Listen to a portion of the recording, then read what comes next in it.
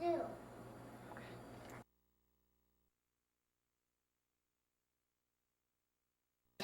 African American history play. Children,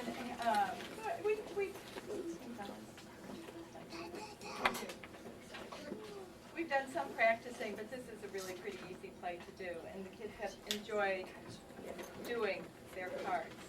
If you notice in the hall, the parts that they are saying today were, they did a little paragraph by taking notes. We did it along with Mrs. Thompson, our media specialist, and we took notes and we turned the notes into sentences. So this is all in the process of learning how to write a research paper.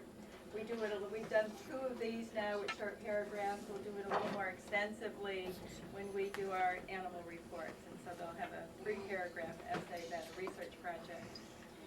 Just a word of caution. These children read very well, and they read their parts quickly. And in some other classes, they read much more slowly, and it takes a longer time.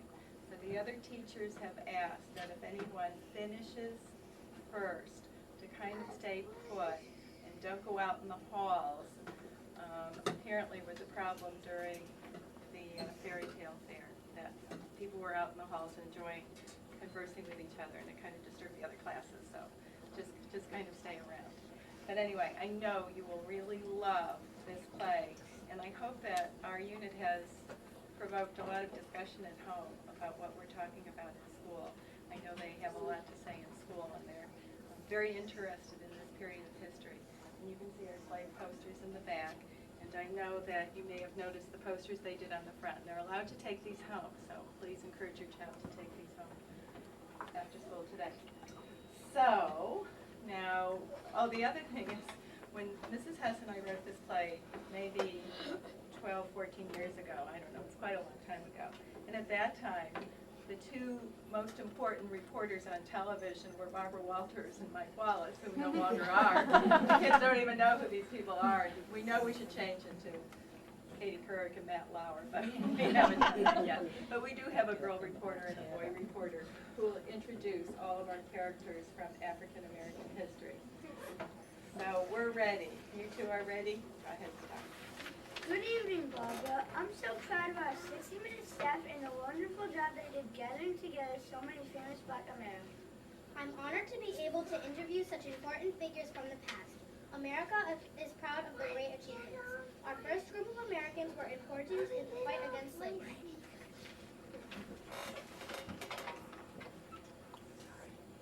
I see Phyllis Wheatley. I know you were a slave and a poet, Phyllis. How did a slave happen to write poetry?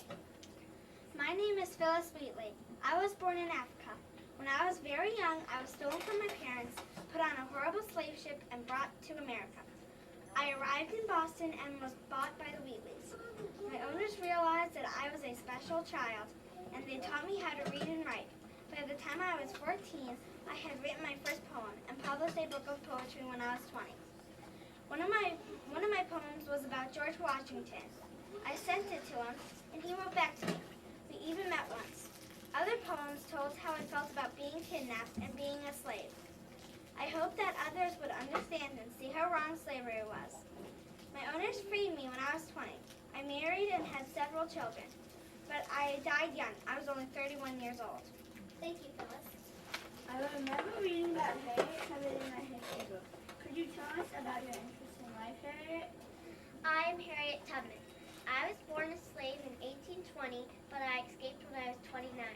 I knew slavery was wrong, and I wanted to help others find their way to freedom. I joined the Underground Railroad as a conductor and led more than 300 slaves to freedom. I even led my mother and father out of slavery. The 19 trips I made were dangerous, but I had many friends and helpers along the way that provided safe hiding places, food, and clothing for the runaway slaves. Angry slave masters offered huge rewards for my capture, but I managed to fool them again and again. As a conductor, I never lost a single passenger. I lived a long and interesting life. I died when I was 93 years old. Sojourner Truth spoke out against slavery too. Could you tell us about that? I am Sojourner Truth. I was born as a slave in 1797 in Hurley, New York. Although New York State outlawed slavery in 1827, my owner didn't care and he refused to free me. I ran away, but I always worried that he would find me and return me to slavery. When I was 46 years old, I couldn't stand it any longer. I decided to travel and tell everyone the truth about slavery. I changed my name to Sojourner because it meant traveler, and I traveled to many places. Many people did not like what I was saying. I often was beaten because of what I said in my speeches, but others said I was a great speaker and I should continue to tell people how slavery was. I also helped find jobs and homes for escaped slaves. After the Civil War, slavery was outlawed. I continued to speak about equal rights for black and equal rights for women. I believe that everyone should have equal opportunities and be free. I died in 1883 when I was 86 years old. Nat Turner, I know you're a slave all your life. Could you tell us how you reacted to slavery? I was born on a plantation in Virginia in 1800. I was born a slave, but my parents encouraged me to become educated so that I could fight slavery. I belonged to several different owners. The son of one of the owners taught me to read and write. Soon after that, I became a preacher. I hated slavery and I believed that God wanted me to free the slaves. I decided to plan a rebellion against slavery. About 70 other slaves and I took part in this rebellion. We attacked white slave owners and killed many people. I was later captured and hanged. My rebellion is the most famous slave revolt in the United States history. These fine Americans helped everyone understand the injustice of slavery. Other black Americans were scientists, inventors, and explorers. I see a group of them over there, Barbara. Let's go talk to them. Our first guest is George Washington Carver, an important scientist who improved the lives of poor black farmers. Tell us about yourself. My name is George Washington Carver. I was born a slave in 1864. I was a very sick baby, but I was cared for by a kind master. I was interested in many things as a small boy, and I wanted to attend school. My master gave me freedom. I traveled through many states and went to school in many places. I was always interested in nature, so I studied science in college. I was invited to start an agriculture laboratory at Tuskegee College in Alabama. I was excited to teach poor farmers in the South how to use better farming methods. I discovered many uses for common products. Did you know that I made more than 300 products from the peanut plant? Some of these were face powder, ink, and soap. I also worked to improve understanding between blacks and whites. I died in 1943 at the age of 79. I heard that Garrett Morgan saved the lives of many people. Tell us about your inventions, Garrett. I'm Garrett Morgan. I was born in Kentucky in 1877. I was always very interested in making things, and I grew up to become a famous inventor. I developed a special gas mask that saved many lives. Once I rescued many workers who were trapped in a smoke-filled tunnel. They were given my gas mask and then they could walk to safety. I also invented the first traffic light. I used red, yellow, and green lights just like the traffic lights of today. I died in 1963. Another famous black American who helped save lives was Dr. Charles Richard Drew. Could you explain how you did this? My name is Dr. Charles Richard Drew. I was born in 1904 in Washington, D.C., where I went to college in Canada at McGill University. I almost became a professional football player, but became interested in the study of medicine instead, and decided to specialize in blood preservation. When World War II began, the people of England needed blood for their wounded soldiers. They asked me to help them find a way to store and preserve blood in large quantities. I invented a machine that could do that, and I became the director of the first American Red Cross blood bank for soldiers. I helped to save thousands of lives and set up blood banks all over the world. I remember seeing a picture of Matthew Penson with the American flag at the North Pole. How did you come to be there, Matthew? My name is Matthew Henson. I was born in Maryland in 1866. As a boy, I loved adventures. When I was a teenager, I joined a crew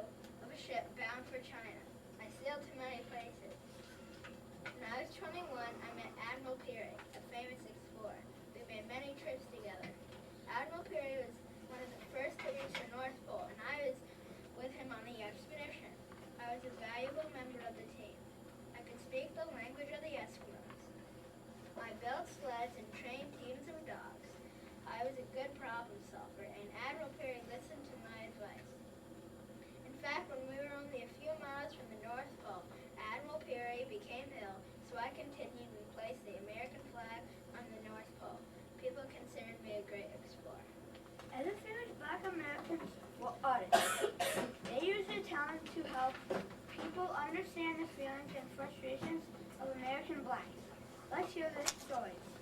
Harriet Powers made extraordinary quilts. I love the one in the Boston Fine Arts Museum. Could you tell us about your quilt making, Harriet? I am Harriet Powers. I was born into slavery on October 29, 1837. I lived in Georgia and I learned how to sew as a young girl. I grew up and married Armstead Powers. We had 9 children. The Civil War was fought when we were raising our children. I made many quilts from scraps of old fabric when my family was growing up. But I waited until all my babies grew up and left home before I started to make a special kind of quilt. I was a person of deep religious feeling. I grew up hearing Bible stories and I decided to make a story quilt telling about the stories I remembered. These stories were written with needle, thread, and cloth. I made many other story quilts in my lifetime. These quilts are in museums and art galleries today. I am proud of my work with quilts.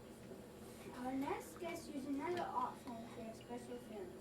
Ammonia Lewis was a famous sculptor. What are your sculptures like, Ammonia? My name is Edmonia Lewis, and I was born in 1845 in Albany, New York. I was always interested in art, and I studied art in college. I later had studios in Boston and Rome, Italy. People admired my work as a sculptor. I carved beautiful statues from stone. In fact, people said that I could make stone talk. My sculptures tell stories. One sculpture is of a black man who had just been given his freedom. My statue shows him protecting his wife with one arm and raising his fist to protect them with the other. I was one of the first Black Americans to be recognized as a great artist. I was also a fighter for freedom. I became involved in the Underground Railroad and made it possible for slaves to escape north. I helped organize an all-black regiment to fight the Civil War. I died in 1890 when I was only 25 years old. Bessie Smith and Ethel Waters used their voices to sing about sadness. They were famous for singing the blues. Can you explain the blues, Bessie? My name is Bessie Smith. I was born in 1894 in Chattanooga, Tennessee. I loved to sing when I was a child. I especially liked to sing about sad things in people's lives. When I was young, a famous singer decided that I would be a great singer too. She helped me become a better singer, and she helped me find work. I sing about things that give people the blues, and that is why they call me a blues singer. I sing about poverty and racism, and love that is not returned. I have a very strong and beautiful voice, and I do not need to use a microphone. I sang in many clubs and theaters. Then I went to New York to make records. Many people heard and enjoyed my music. My nickname was the Empress. I died in 1937. Ethel was famous for singing too, but she also became a great actress. Tell us about your career. My name is Ethel Waters, and I was born in 1896 in Pennsylvania. When I was a little girl, my family was so poor I had to steal food to eat. I had to go to work as a maid when I was only 13. I always thought that my life would someday change. I knew I could sing. In fact, some people said I had a beautiful voice. I could sing jazz songs and the blues. I could make songs sound very special. Soon many people came to hear me sing, and I became famous. I wanted to do more. I began to appear in plays and movies. I became a great actress too. I won an award for my performance in A Member of the Wedding. I died in 1977.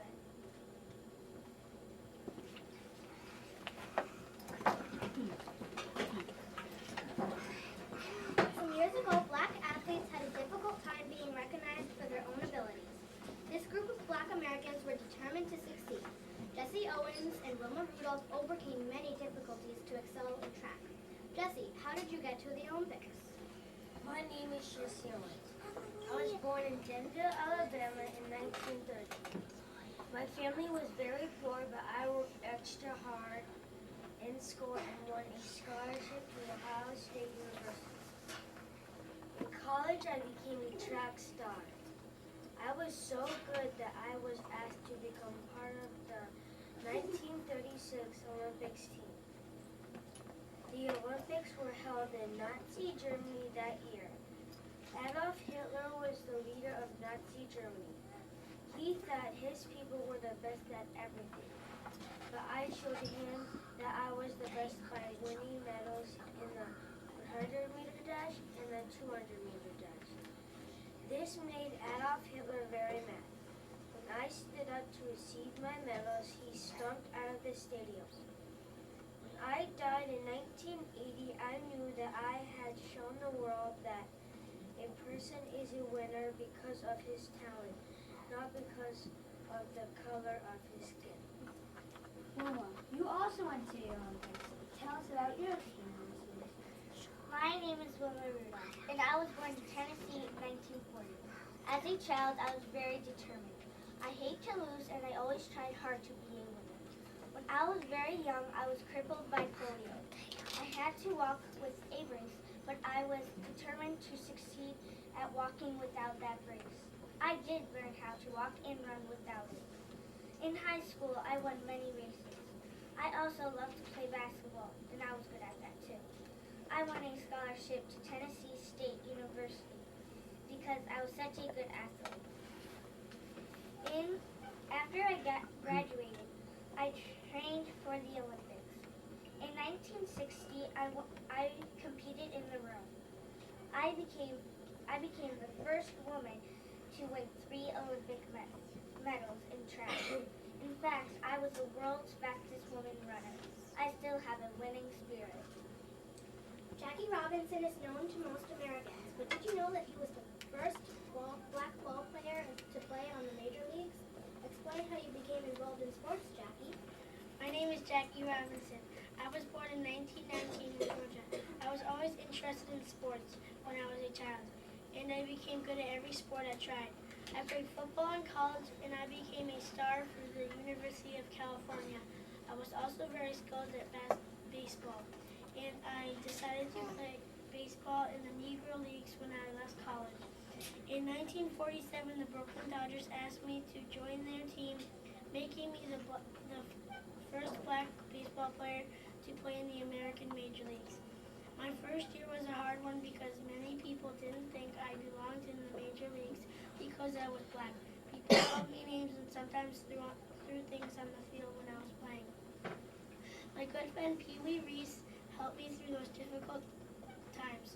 Later, I was honored for the abilities in baseball, and I was elected to the Baseball Hall of Fame in 1962. I died in 1972 when I was 53 years old. Our next 2 sports stars achieved first in their sports. Let's hear from Althea Gibson and Arthur Ashe.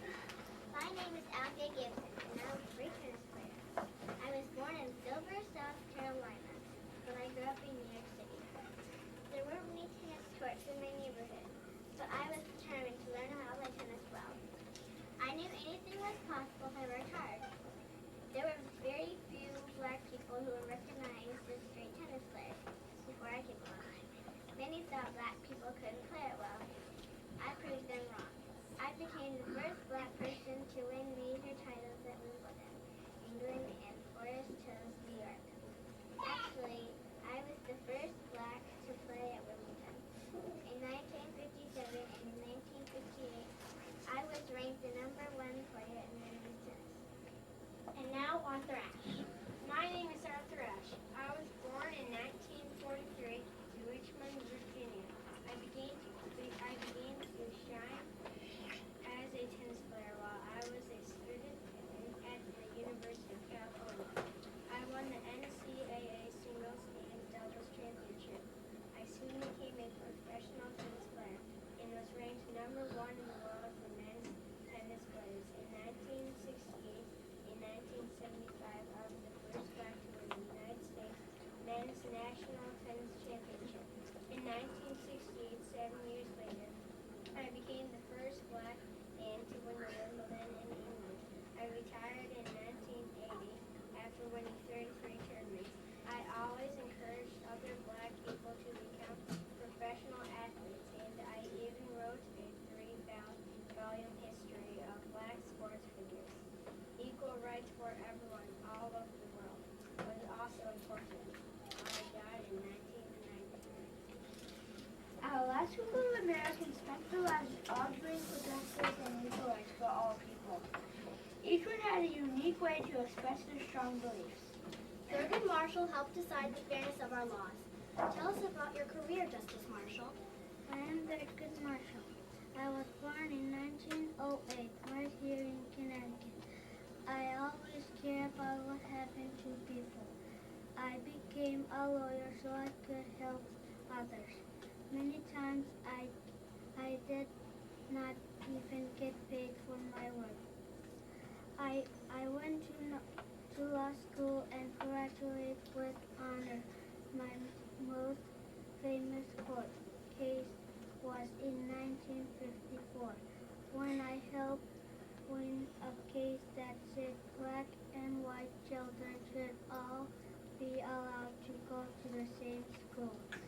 I became the first black justice on the United States Supreme Court. I died in 1993 after having spent my life protecting the rights of all Americans. Shirley Chisholm was an important congresswoman. Shirley, tell us about your career in politics. I was born in Brooklyn, New York in 1927. I loved books and reading when I was a child. I enjoyed school. After I graduated from college, I went to get my master's degree from Columbia University. After that, I taught nursery school and directed daycare centers in Brooklyn, New York. I wanted to fight for equal rights for black citizens, so I became a representative to New York State in 1964. Then I decided to run for Congress. I represented the people of Brooklyn in the House of Representatives for many years. I worked to make sure our country's laws met the needs of more people. In 1972, I campaigned to become President of the United States. I did not win, but I always worked hard for the people in my district. I have written a book about my life to help people understand how I feel about government and equal rights. Did you know that Ida Wells was the founder of the NAACP? She is here to tell us about her experiences. My name is Ida B. Wells. I was born in Mississippi in 1869. My parents were born slaves who were freed after the Civil War. They were strong people who taught me to love freedom as much as they did. When I was 14, they died of yellow fever. I worked as a teacher and raised my 7 brothers and sisters by myself. I knew that black people suffered many injustices. Sometimes they had their land stolen. Sometimes they were murdered or hanged for crimes they didn't commit. I became very angry about these injustices, and I decided to fight with words. I wrote about these injustices. I even published a book. I helped begin the NAACP, an organization to help black people protect their rights. I became known as a fighter for justice. I died in 1931.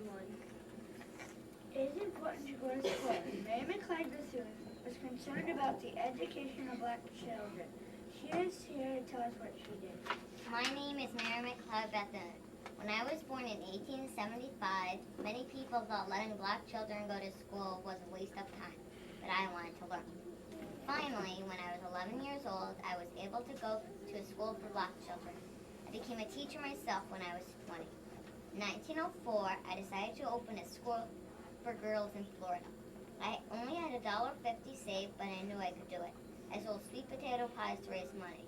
Asked churches, clubs, and people to donate money. Finally, I had enough money to start Bethune-Cookman University. Before I died in 1955, I had worked with 4 United States presidents to help find equal rights for everyone. Dr. Martin Luther King Jr. is an American hero. His speeches changed laws and helped guarantee everyone equal rights. We will hear about his fight for freedom. I am Martin Luther King Jr. I was born in Atlanta, Georgia in 1929. My father was a minister, and I discovered that I wanted to become a minister too. I enjoyed school and was an excellent student. I graduated from college when I was only 19 and then studied at 2 other universities. When I was 25, I became the pastor of a Baptist church in Montgomery, Alabama. I could tell that people enjoyed listening to my sermons. I often spoke for equal rights for black people. In 1955, I led a bus boycott in Montgomery. Rosa Parks had been arrested for refusing to move for a white person. After the boycott, the bus company decided that black people could sit anywhere. I talked about other rights too. Before my speeches, black people could not vote, drink from the same water fountain, use the same restrooms, or go to the same schools as white people. I helped change all that. In 1963, I led a peace march on Washington where I gave my I Have a Dream speech.